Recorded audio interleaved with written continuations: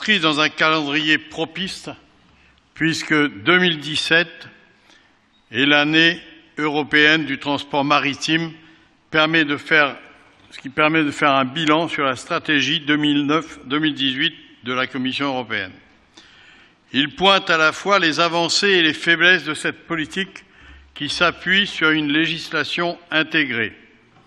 Le transport maritime et la conteneurisation sont au cœur des échanges commerciaux internationaux.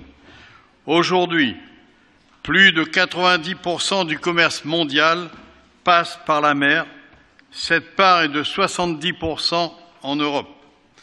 Près de 90 000 navires sillonnent le monde et de plus en plus de porte-conteneurs. Leur nombre a en effet été multiplié par 9 en 10 ans pour atteindre 5 000 en 2015. Dans ce contexte, la sécurité des personnels et des navires devient un enjeu de sécurité puisqu'une perte importante de conteneurs entraîne des dégâts écologiques importants.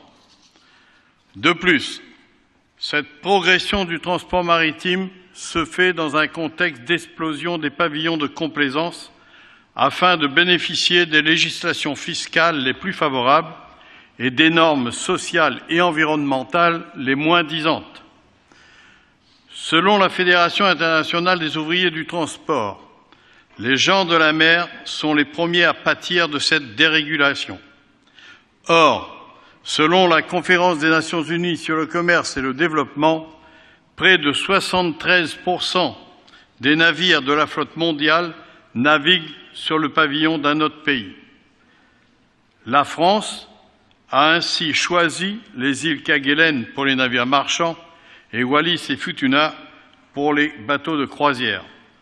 Ainsi, un leader français du transport maritime, CMA-CGM, dispose d'une flotte de 430 navires, dont 22 battent sous le pavillon français.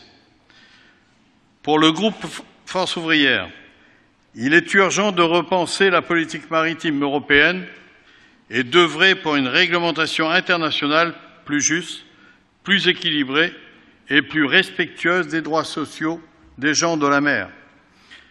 Comme cet avis le note, il est essentiel de renforcer les moyens mis en place afin de leur garantir de meilleures conditions de travail.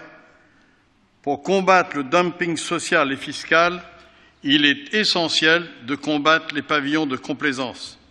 De même, pour le groupe Force ouvrière, il est important qu'un socle européen plus ambitieux soit mis en place. Le groupe Force ouvrière soutient cet avis lorsqu'il dénonce la délocalisation des opérations de démantèlement de navires vers des chantiers qui ne respectent ni les normes sociales ni les normes environnementales.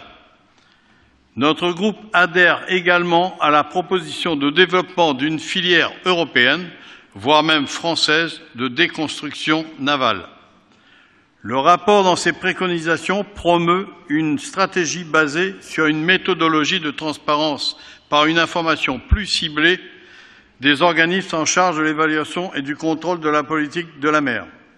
Et ces approches doivent être renforcées par une volonté politique européenne ambitieuse d'harmonisation des pratiques professionnelles. Le groupe FO vote en faveur de cet avis.